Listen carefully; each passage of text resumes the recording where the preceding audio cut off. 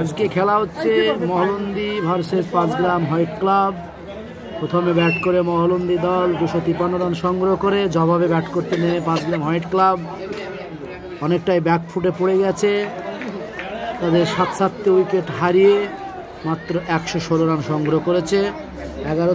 12তম ওভারের খেলা চলছে। বল করছে মহলন্দি দলের হয়ে রাফসান, ব্যাট করছে 5 গ্রাম হোয়াইট ক্লাবের জামাল। সত্যি খুব দুর্দান্ত খেলা আমরা দেখতে পাচ্ছি। মারার চেষ্টা ছিল কিন্তু না, লেগ স্টাম্পের দিকে বল এবং ওয়াইড। আম্পায়ার জমিরুদ্দিন জানিয়ে দিলেন বলটি ওয়াইড। সঙ্গে সঙ্গে একটি রান বেড়ে গিয়ে দাঁড়ালো 117 রান।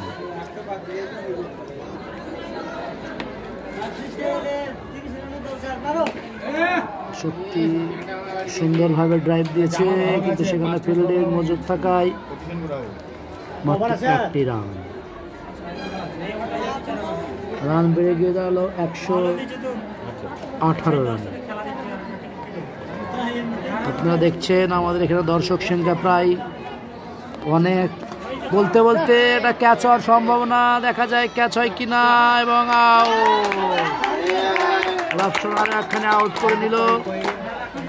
আপনারা দেখছেন আমাদের ফিল্ডের চারিদিকে দর্শক থই থই করে। এখানে অনেক দর্শক হয়, যারা বাইরে থেকে খেলা দেখতে ইচ্ছুক তারা চলে আসবেন আমাদের এই শঙ্করপুর হাই মাদ্রাসার মাঠে।